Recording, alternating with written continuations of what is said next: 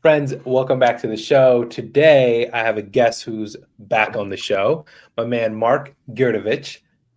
He is someone that, again, we had this conversation. He's someone that I really admire because he has these stories that are deeply interwoven, not with just military, politics, all these kinds of things, but with a lot of my heritage. So I love having him back. We wanted to go a little bit deeper into the stories. This last video did really well.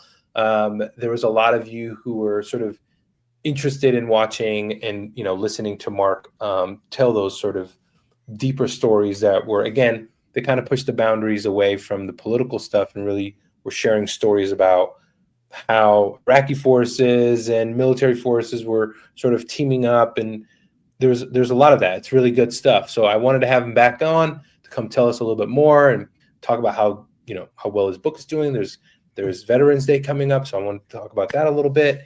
So last time we talked about his background, journey through the military, and how it all led to this book, Those Who Face Death. This time, we want to go deeper to the stories behind those pages, the experiences that shaped them, and how this book is resonating today with helping others in the military community. That's sort of the community he's been focused on. So let's get into it. Mark, welcome back to the show, man. Oh, thanks so much. Great to be back. I'm glad we're doing a part two. I know, man. I feel like, our conversation had me lingering a lot about the stories we can go into, because I feel like off camera, you always have these like pocket stories that just add so much more flavor to the experiences. So I kind of want to go there. So obviously you served in multiple theaters, right? You talk about Bosnia, Iraq, Afghanistan, it shifted into training and that kind of world. But how did those experiences shape your view what this book could accomplish for future operations? Because I think that's also one of your goals with this book too, is how can I help future generations? And you have a very unique perspective. So when you're thinking about those things, what came up for you? Yeah, no, thanks. That's a great question. So my career in Special Forces, for people who might not have a firsthand familiarity, it's probably not what people expect. Special Forces in particular, we spend a lot of time overseas, working in foreign countries. Not, some of the stuff we're doing is sensitive, but it's not like, in the shadows. It's mostly we're working with people from that country. Ideally, in most cases, people from the military, the government of that country. Iraq's kind of a rare example where we're working with someone against the government, but we're usually working with somebody. So it develops a lot of experience of interfacing with cultures from overseas.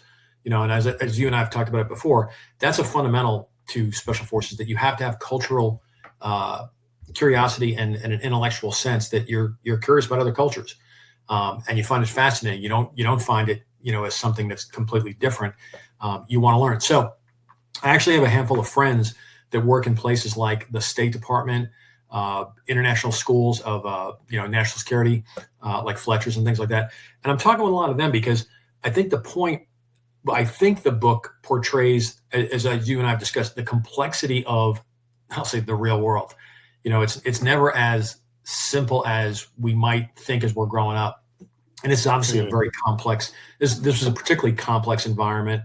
Tons of different cultures, ethnicities, governments, players, tons of different adversaries, and they're all crashing into each other.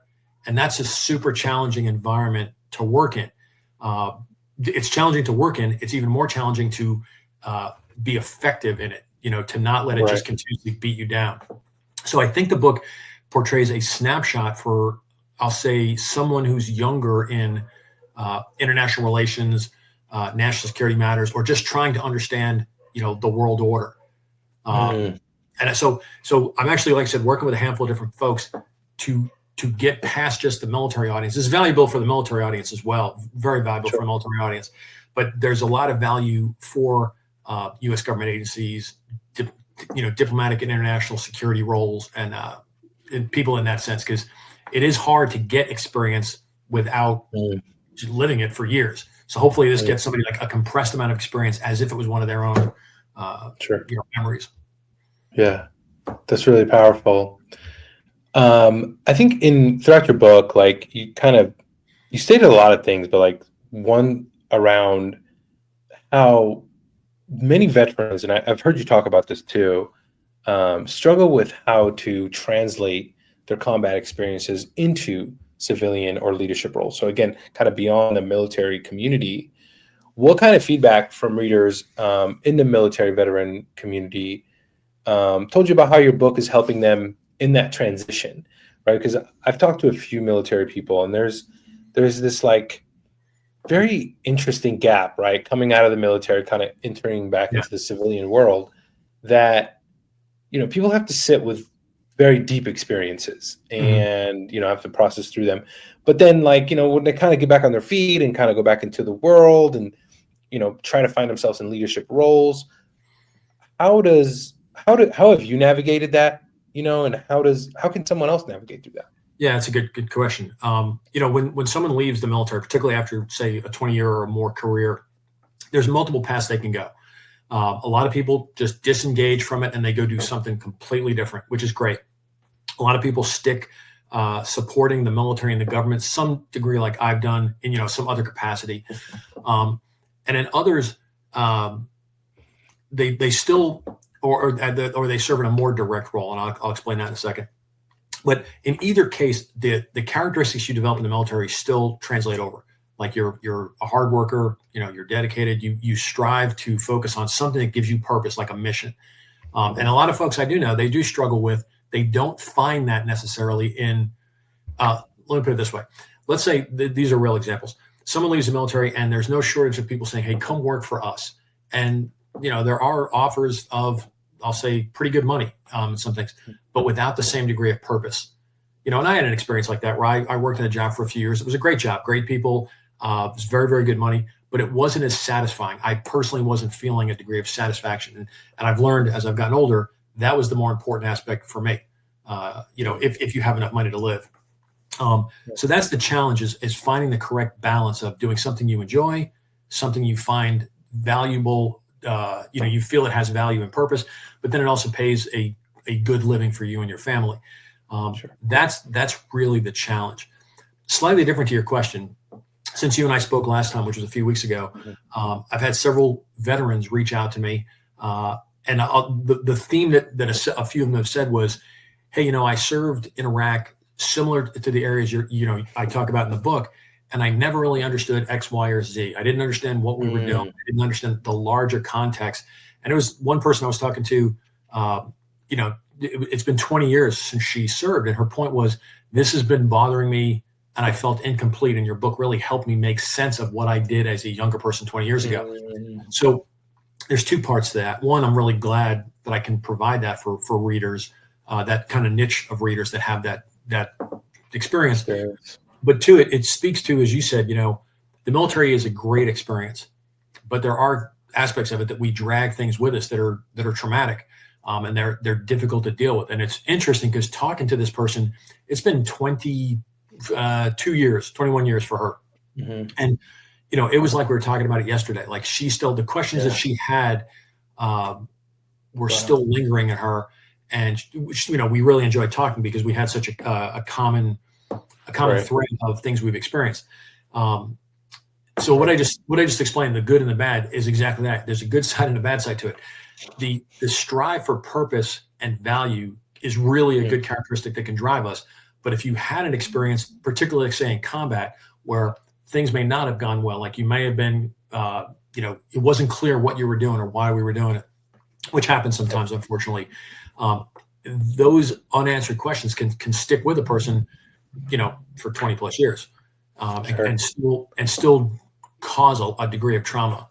I don't know if I really answered your question. I kind of jumped around a little bit there. No. That very much does answer the question, because in a lot of ways, obviously you experienced this through the military, and obviously other people have as well. I experienced it from the refugee side, which I think is why you and I sort of deeply connect on this. Because again, it's just like that person reaching out and be like, man, you kind of helped me answer questions that have been lingering, or, I've always thought about this way and that way. And like this, when I went to seek answers, there was nothing really there. So this emptiness, like, because I feel like we always want sort of a completion, or a full circle. Like, okay, I'm good with this now. I can sort of move on. But when something is sort of open-ended and it's like this open loop, and you can never really close it, stays with you, right? I think for me, honestly, it wasn't until I wrote my book and like kind of had to sit with my family members and kind of discuss certain aspects of the story that I pieced it together about how we ended up in refugee camp and how we ended up in America, right? Like I knew the gist, right? I knew the highlights, but then there was like stories that led up to those highlights, right? That lead up to those moments that, again, in your scenario, there's those pocket stories, and then there's like the bigger moments that most of the military found out about, but like how that happened is so, for a lot of reasons it's secured or it's, put away or not talked about.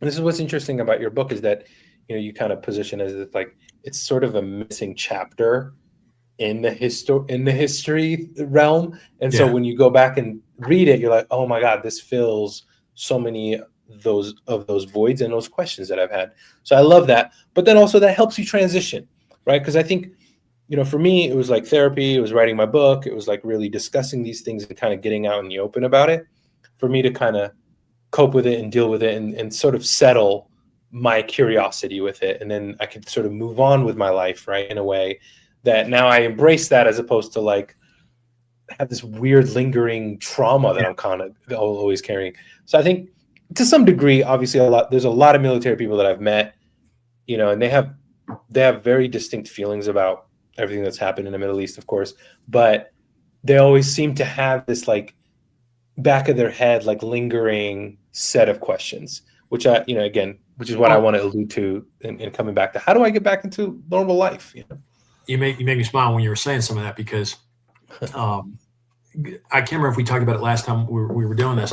I was at a conference about a year ago that had some very prominent people that I know, retired generals and admirals, and they were talking about the war in Iraq and Afghanistan. And I was fascinated because I knew these gentlemen and they had incredible experience. I'm talking like, 6-7 years of time each in Afghanistan or Iraq. So they really know the story. And they were on stage talking about it. And I was fascinated, but I'm looking around the room and I'm noticing some younger military folks. These are memories for me, but they're stories for these folks. Like, the folks in the room, in uniform, they had not served there. And it dawned on me listening to this. And I was talking to a young officer from West Point. And I said, I don't know if you understand how valuable what they're saying on stage is, because it's not like theory, it's experience, it's memories.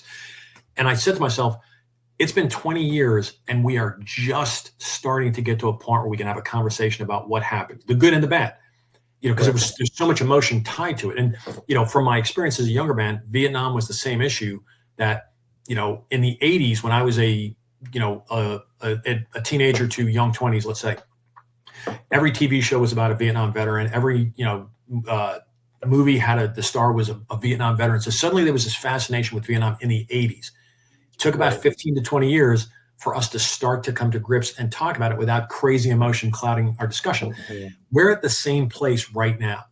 And I smiled because this goes back to your question about the feedback from the book. The vast majority of people, veterans that I've talked to, seem to be telling me they're happy that the way I describe the book, it's not all, as I would say, biscuits and gravy. It's not all good. I do talk about the good, the bad, and the ugly in the context of a good story. There's a couple of people that are, not happy with me because they feel like I'm airing some dirty laundry. But I'm like, hey, the story, you're gonna have that. I didn't make up the story. I'm capturing the story. And if I don't tell it accurately, that's not fair to the story and to the readers. And it just makes it more valuable. And to your point, like you talk about the Middle East and how, there's all these questions. Like if we can't have honest conversations about these things, I hope that readers, not military some degree, but also not military, that they see a perspective about a country, in this case, Iraq, that maybe they didn't understand. They didn't know. And it causes more thought and discussion. And we can honestly talk about the good and the bad without getting, I can't believe you brought that up. That's unfair. Like if something went badly, we need to talk about it. And obviously, for your listeners, Iraq is not a super light topic. The book is, I think the book is interesting and fun to read, but it is a heavy topic at times. And I hope I've captured it in a way that makes it entertaining and enjoyable to still digest and talk about with other people. Yeah. And I think you did. I'm interested in this kind of stuff because like I said, it kind of fills stories for me now from a different dynamic, from a different perspective, because it's like, okay, this not only happened to me, this happened to so many other people, this happened to my people, if you will. And there was a lot going on from Saddam perspective, from military, from US, from Kuwait, from like, there's so many dynamics that, and this is like post Gulf War, because I feel like there was a lot of unfinished work that I feel like most people went back. And again, this conversation is very heavy. It's deep.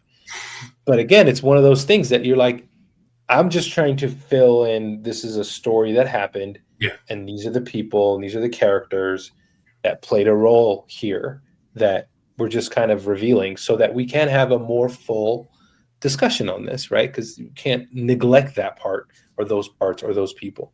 Which kind of brings me to my next question. Like, the human dynamic side of the unconventional warfare is obviously central to your book, but relationships, trust, adaptation, those are also very central to your stories. Can you share a scene or a story or perhaps a character from the book that best illustrates that human element? Oh yeah, and why it matters beyond sort of the military context, if you will? Too easy. So for the, my head's flooding now with crazy stories. So for the listeners that are, just getting a sense of what this book's about, we get our mission to open up a front on the northern half of Iraq, and the idea is we have to try to tie up as much of the Iraqi army north of Baghdad as possible, because there's an invasion coming from the south. So sounds pretty hard, but relatively straightforward. The intent is we're going to work with the Kurds, the Kurdish factions. There's two. They just finished a civil war with each other, so they do not get along. That's, first problem. We, the United States government, have betrayed them no less than 3 times in the last 25 years. Yep. Yeah, 2 of those 3 times were in the last 6 years. So 1991 and 1996. So they're very leery of our, thin promises. So we got to deal with that.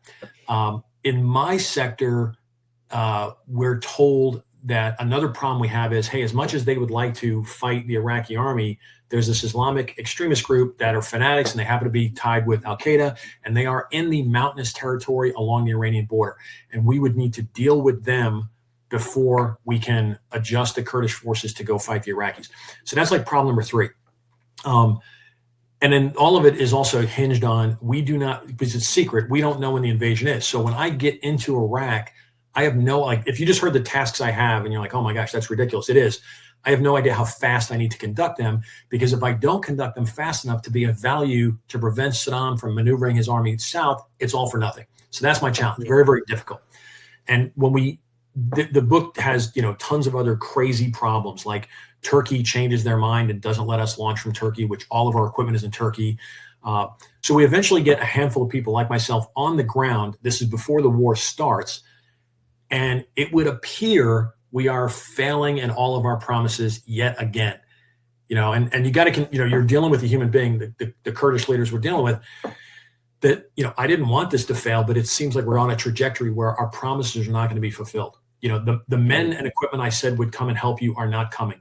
They have already stood up, if you will, and said they're going to fight against Saddam, which Saddam is very, aware of. So now they're in this position again of, great, we stood up because of you, and now nothing is coming. I was supposed to be able to bring in money, because money helps make things happen. That money I wasn't able to get the money before I infiltrated, and I was kind of like the last guy to infiltrate before the Turks sealed the border. So none of the lethal aid that we told them we would deliver is coming. None of the money that I said was going to get delivered is coming. There's no close air support. And it appears no other soldiers except the 35 or 37 of us on the ground and a handful of CIAPers. That's it, which is not super useful. So we have failed them yet again. Now, the American Special Forces guys on the ground, like myself, we're livid about this, because a lot of my peers were present for the failures of 1996 and 91. So they harbor like a resentment that we let these people down. I was the face of this failed promise. I wanted this chance to be a chance to make up for that. Right. So it's not going great. And we feel terrible. And they're even like looking at us and they're like kind of saying to us, hey, I kind of like you. You seem like a pretty good guy. And I understand it's not your fault. It's just the way the U.S. government is. And we feel terrible about it. So one day, 3 of my NCOs said, hey, this is like, we're kind of in limbo. We can't do any of our stuff. So they're like, hey, would you mind if we went to go visit the front lines that are facing off against this Islamic extremist group called Ansar al-Islam, this fanatical Al-Qaeda-like group in the mountains? So I said, sure. They said they want to go out there and just at least let the Kurds see Americans. So I was like, got it. So and it's a little bit, contentious right now. We're not supposed to be in country. So we're dressed like Kurds. We're all dressed in Kurdish clothing. We all have, just mustaches. So these 3 guys go to I say the front lines. It's hard to explain it this way because it's a front line, but it's in the direction of the rear because it's toward the Iranian border.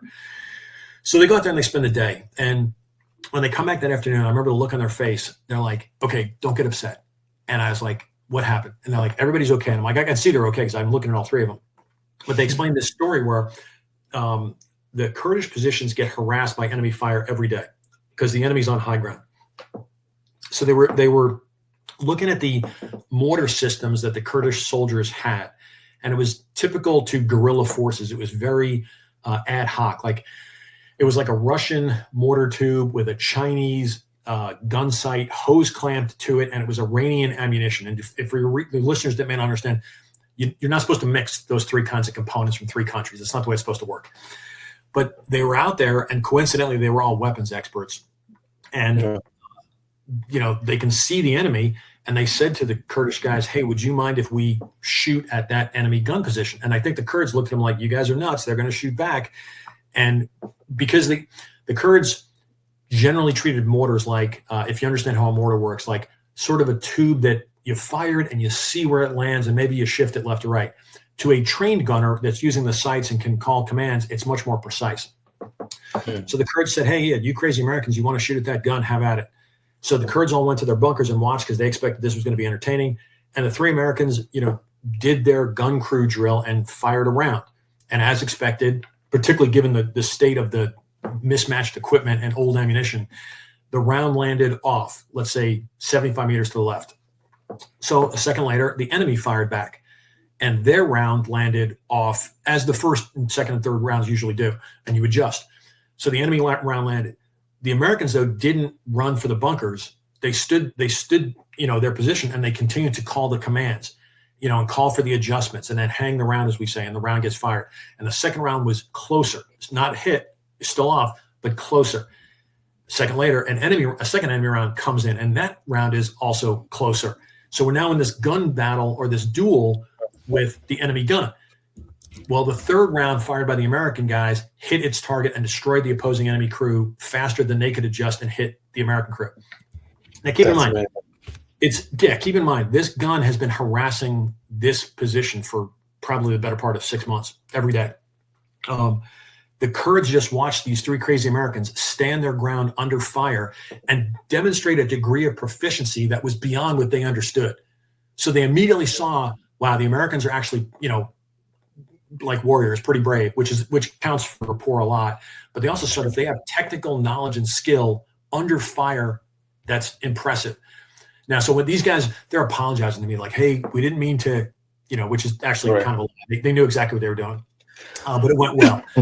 But the rapport with the local Kurdish fighters, like, trust me, word spread like wildfire through the Kurdish ranks. Like, hey, did you hear about the 3 Americans? They killed the gun crew that's been harassing us for 6 months. How did they do it? They did it with our gun. They could adjust. This is what every soldier in the Kurdish militia is now talking about. So that's an example where, unfortunately, while we were failing in many of our actual promises, the most important dynamic was that human component of, I'm here with you. I'm competent, and I will stand with you. And there's dozens of other stories just like that, where in the face of all the failed promises, the thing that kept the relationship alive was that commitment that I will be here even through the failure with you. And they, we really did, and I think you get it from the book, we really did forge incredibly strong partnerships. We weren't blind we weren't blind in the sense that we both realized that, okay, our nations have political objectives with each other. But on the ground, like, we developed a very tight rapport, to some degree through sharing risk and danger, but also sharing hardship. I think go ahead.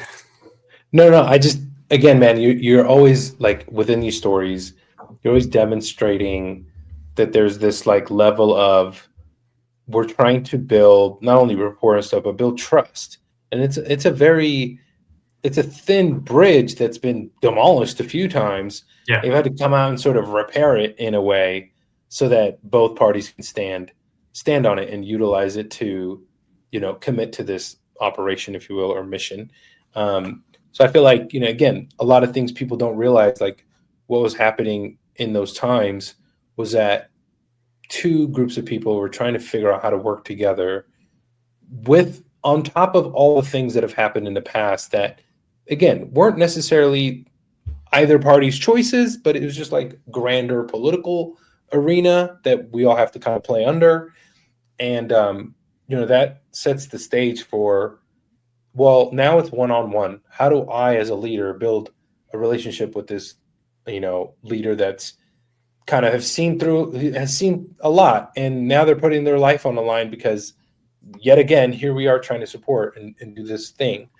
So I think it's really profound. Like, those are the stories that really outline, the missing components of, like, how we piece all this together. Well, and let me say this too, because I'm very serious about this when I say this. Like, if anybody, heard this story and thinks, well, this is just another example of the U.S. government, U.S. military, manipulating or taking advantage of another group, that's not really the case here. And I say that for two things. One, before we undertook this endeavor with the Kurds, one of the things we did was what I'll call a feasibility assessment. And part of that was identifying that we have common objectives. We have common ideology. So I'm not going to have to manipulate them. We already want the same thing. We have a similar way of thinking about it, if you will. So it should be pretty easy to work together. So that was like, before we met, we did that degree of planning and said, this looks like it would be a good relationship. It should be a good relationship because we want the same outcomes.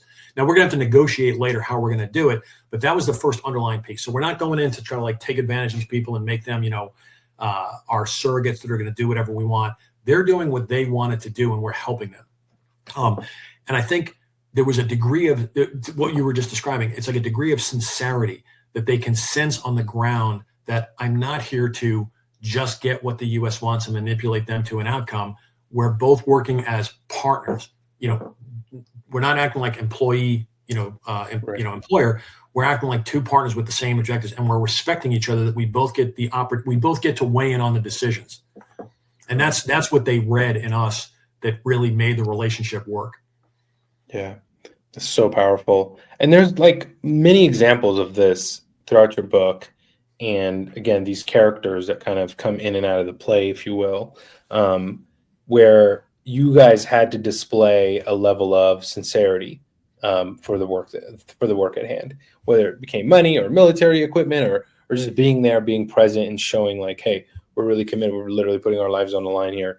I think that's really powerful. I think there's, again, dynamics that people kind of forget when we're talking about these stories, right? Because it's very, like, top level, like, oh, it's oil, it's politics, is that, like, yes, there's those components, but there are other stories that are unraveling that are never heard about. Well, let me give you another one, and this one's not in the book, so this is actually kind of cool. Yeah. This is later during the counterinsurgency years, and I talk about a little bit of that in the end of the book in the epilogue. But this is like a perfect example of, this is very, very typical. So the special forces guys are working very, very closely with their local paramilitary police-like units. We called them ISWAT. Like each province had a police SWAT unit that we had trained and then were advising, and they were very, very good. And when we had an Iraqi member of our force killed, we treated it just like an American, where we went and visited the family members the same way you would notify an American. We did the same thing, like, be us and an Iraqi official, and we would go to the family and we would tell them, the terrible news. We would also, not necessarily right there, but we would give them, they would get like death benefits, essentially, like, because that was part of the agreement. They get, just like we would with American, they get a salary and they do get death benefits. And we're here to present those death benefits to the family, which for the most part, they're very, very grateful. So there was one case where they're at this person's house. And as you can imagine, the family is completely distraught. And they're explaining what happened. And, for the most part, maybe it was last night, 2 nights ago, that we were doing a raid, and your son was horribly, unfortunately, he was killed by the enemy fighting back, something to that effect. We took him, we medevaced him.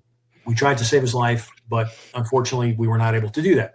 So the father starts asking about, how did my son die? Like, what was it like? And there's a little bit where he kind of, we're not making this up for his sake, but like he wants to at least hear that my son died fighting, which he did. And it was very, very evident that the guys in the room are like, to the point where some of the Americans started to cry. And I think the family was taken aback that this is not some, we were tasked that we've got to deliver this money. Your son was killed last night. Like, we came to talk to the family, and the family is immediately seeing that these people, Americans and Iraqis, like from this force, they act like brothers, like they are as distraught of whether it's an American or an Iraqi. One of them got lost. So like, yeah. So I mean, the family immediately picks up on that, the sincerity of, you treat my son like he's one of your own, like he's part of your American force, to which the answer is yeah. The father goes in the back room, comes back out with a uniform, an old Saddam era military uniform, and essentially tries to turn himself in. Now he says, I am so-and-so, a high-ranking officer. We have no idea who he is. But he's like, hey, I'm turning myself over to you. Now, everybody's a little bit confused, but we quickly figure out, we're like, you're not part of the insurgency, are you? He goes, no, but I was part of the Saddam regime. And he just assumed that we're looking for anybody from the Saddam regime, to which now we're explaining that, hey, unless you were specifically on the list of baseball cards as a war criminal, we're not here to. Now we're in this new dynamic where the guy's like suddenly relieved, like, I thought I was a wanted man for these last 5 years, and we're like, no, you're not. And we loved your son, and he was a great patriot for your country, and he was of service to us. So now that the guy realizes he's not, there's not a warrant for his arrest, he wants to volunteer his services to help us. And and this is a very Iraqi thing to explain. He's like, oh yeah, I know who all the bad guys are. We all know. Everybody here knows who they are. Everybody in this town knows who the troublemakers are, who the foreigners are. I will help you. And he's saying this like, for my son's, on behalf of my son's service, I will now help you. We're like, which we're thrilled. But that's such a weird, story, because it's not what you would expect. But that was a life of a special forces guy, from 2003 to 2010, like every week. Right. Man, it's so powerful. Again, clearly the reason for all of this, right, is you're tasked with such a big thing to do, but on a 1-to-1 scale, right? Like, these are the stories, right? Like, on a 1-to-1 scale, there are these other stories that people will never hear about the decisions that were being made and why they were being made and what happened when those people fell, and like how other people tried to come in and support. And I think, again, this is such a huge conversation, right? Like, war in of itself, but like you said, 20 years later plus, we're now at a position where we can discuss these things in a way that brings out the empathy, brings out the clarity, brings out the stories, the tears, the perhaps joys of winning small victories. Right. And they're like, let's not forget here, there was a lot of bad people, and that were very loyal to Saddam, and did not want to see his fall. And I think there's a lot of components to that whole story as it plays out, and as more people potentially write books or tell their side of the stories. For me, as a young Iraqi man that got to grow up in America, I was always like, you share these stories, And I think for me growing up, I shared a lot of my version of those stories of like what happened. Because, again, growing up post 9/11, it wasn't pretty. But the few that did listen and a bunch of my teachers who like encouraged me to write and encouraged me to like speak and share so that we could have a different perspective.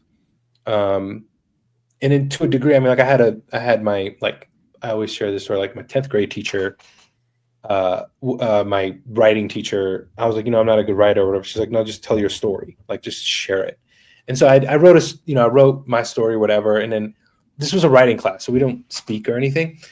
She had me go up to the front of the class and like do a speaking thing. Like she told me to read the story, which I was like, this is crazy. I've never really shared this part of my life for stories.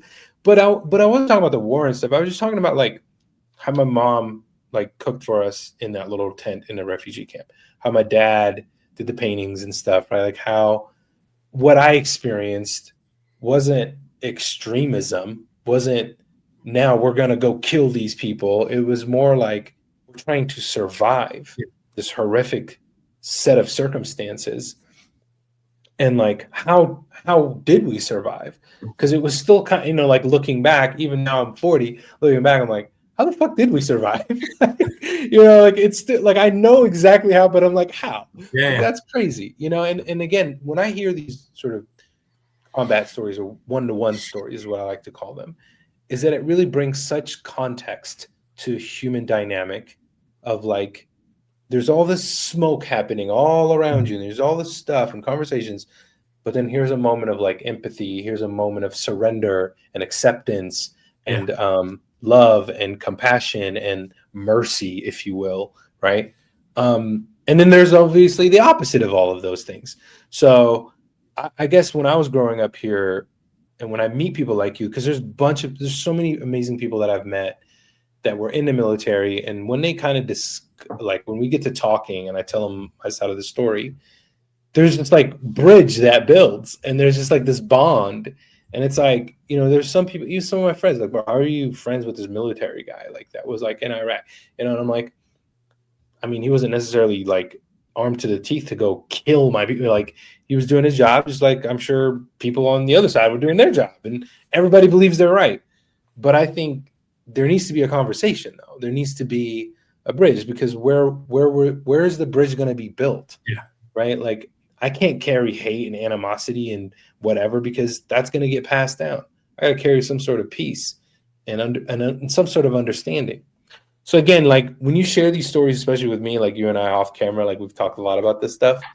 So this is why I wanted to do part 2, because you have so many of these pocket stories that, like I said, just shed light on such an important time of our history, militarily wise and political. What's one other thing that you maybe haven't shared, or that made you really reflect back on that time and say, that person or that story or that nook really helped shape perhaps my leadership, my approach, my thinking towards, and this is a big one, my thinking towards Islam, perhaps, or Muslim people, perhaps. Like, I think that's interesting to me as a person just interviewing you. Like, I'm always like, it always saddens me that, some people perceive Islam as a faith, as like its whole reason for being is to like kill people in the West, like, which is, obviously that's the extreme. Not everyone thinks that. But like for me personally, and I'm getting really vulnerable and personal here, which I've never really done on my show. But I feel like for a long time, in a lot of ways, I've had to, in a way, defend my faith, because I strongly believe that it's rooted in peace. Yep. And for a long time, it has been pretty peaceful, and most of the Middle East is pretty peaceful. However, and how I was brought up and how my dad taught it to me and my mom and what they practiced and what they preached was very tolerant, like tolerance, right? But oh man, we're gonna have to go on for a couple hours. I know. But I kind of want to just like, I want to hint at and see, was there a moment of perspective of like, oh man, so my thinking was this and now it's this? Man, what a question. I'm curious. So I've always had a pretty open mind about things. And like, I'll say, okay, my exposure to Islam starts in, I'll say 1995 with Bosnia. So a young man, I deployed to Bosnia, and, that's a quasi-Islamic Christian conflict, if you will. Sure. So I gotta first deal with that. And, as an American coming into that conflict, yeah, I'll tell you, there was a sort of bias that, like, hey, there's two sides here, and I'm not sure who's right and wrong, but one of them appears to be more different than I am. So we're going to make them 60% the bad guy, and the Christians are going to be 40% or 60% the good guys, which is not accurate at all. The Bosnia case, actually, I was going to say 50-50. That's not, in my opinion, that's not true. The Bosnian Muslims were more the victims than anybody else in that conflict. Like, that conflict quickly devolved to a horrifying genocide, and all sides did terrible things to each other. But for the most part, the Bosnian Muslims were more the victims than anybody else in that conflict.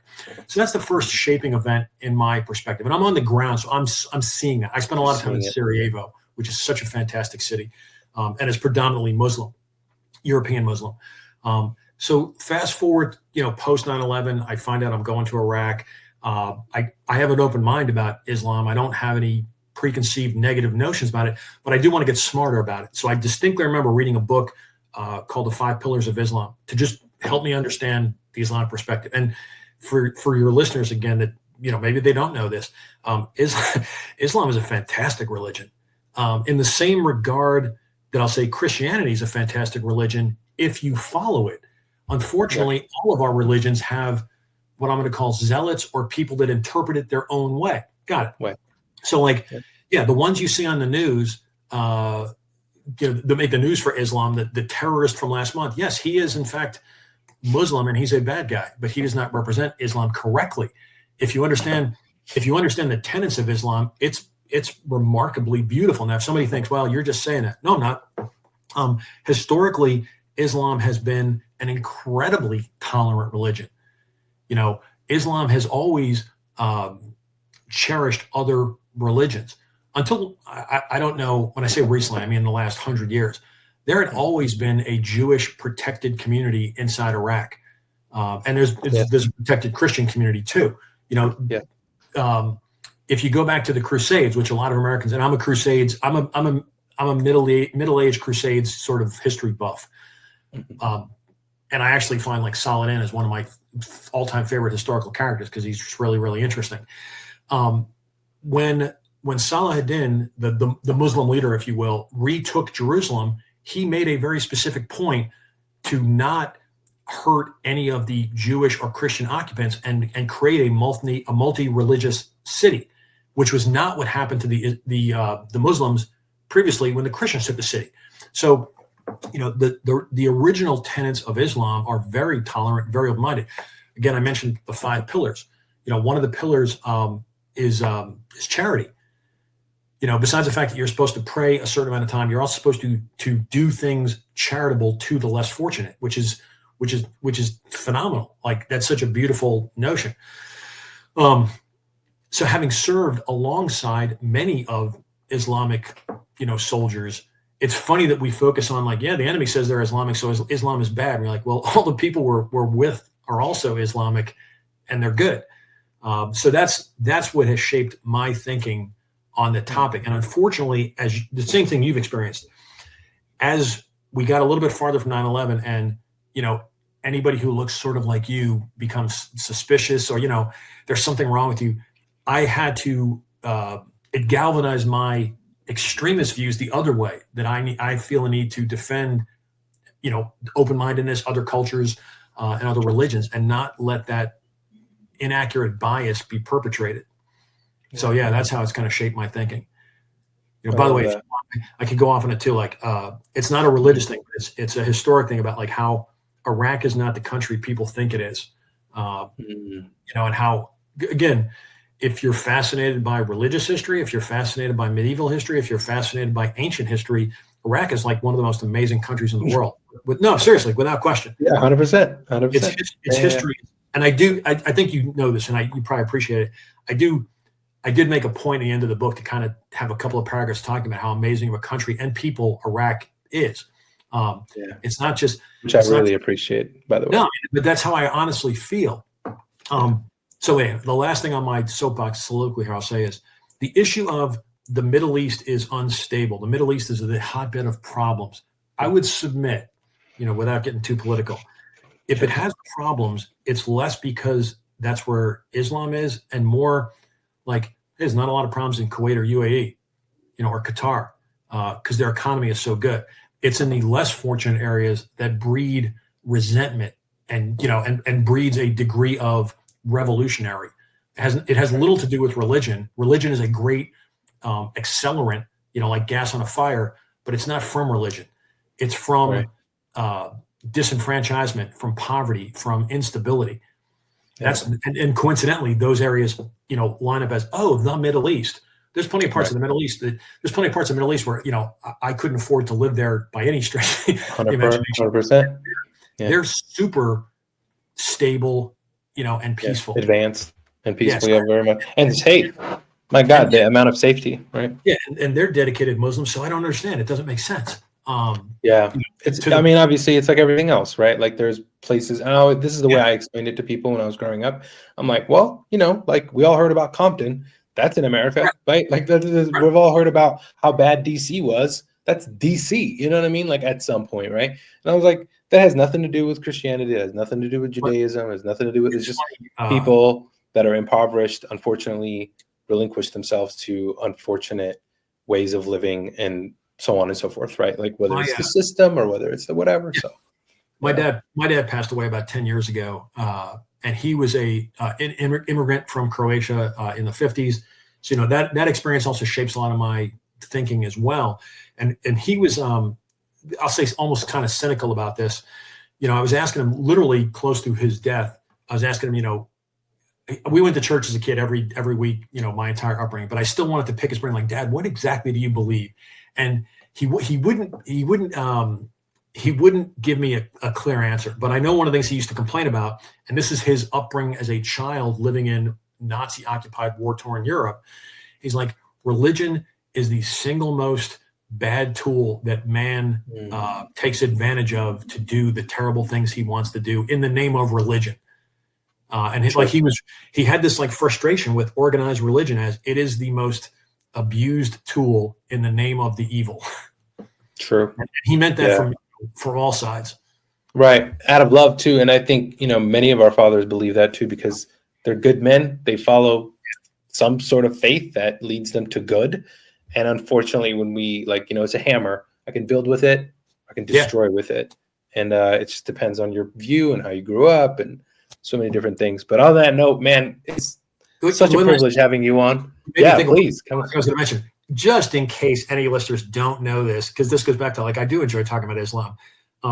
Same God. Allah's the same God as the Jewish God, the Hebrew God, and the Christian God. It's like that's a fact.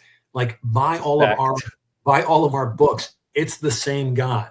To the point where in the Quran it explains that God, Allah, everything that the Hebrews had in the Old Testament is legit. That's part of the story. Abrahamic religion. Man has corrupted it. So then the New Testament, Jesus comes along, and as the Quran explains, Jesus is a prophet, a critical figure in Islam. Now, huge.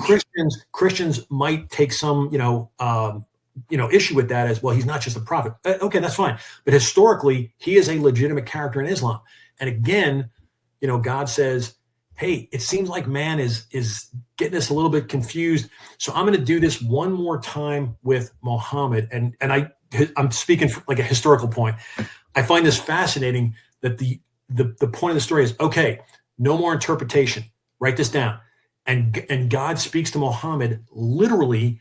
So the Quran is the exact word of God with the theory of man can't twist it and change it now. So again, whether people believe that, whether that's accurate or not, but it's a fascinating lineage of a story that we all believe in the same God, the God of Abraham, and which particular book we're following based on, God's direction has changed over time. I think that's lost on a lot of people when they're debating, which is the better religion. I'm like, arguably they're all branches of the same religion. Yeah. I mean, and this is the thing. We always, what I grew up with was like in a lot of ways, I don't want to call it defending, because I wasn't really defending. I was more like maybe some ways explaining or teaching some, because most people at that point still don't know it, don't understand it. They've never read it. They've never, right. And they don't care to, and that's fine. But at the end of the day, we call it the completion of all the faiths, right? It's like you don't teach algebra to a 2-year-old. You don't teach, right? There's different figures came at different times to teach humanity different things for what they can handle, right? And the Quran and the Prophet are like sort of the completion. We say like the Bible and the Torah and all these things are like, they're all interconnected because they're one of the same thing. They're the continuity of the story, which ends with the Prophet, which I think is beautiful. But a lot of people, again, and that's fine. You can see it any way you want. This is not about religion. It's not about politics. It's really about just an understanding. Like, the more we understand one another, the more we have these conversations, which is why I love having this podcast. And thank you for letting me be super vulnerable today and going there. And I really, again, this is why I really enjoyed your perspective, because you really put the cherry on top and put things in perspective in a way that I honestly feel like not very many military people have done. And I haven't read every military book out there, so please forgive me. But thank you again for putting this together and coming back on the show. Those Who Face Death, promise y'all, it's an amazing read. Go out there, get it. If you have military people in your community, whatever, let them share this episode with them. Tell them to go get the book. Look, holidays around the season. Go get the book for them.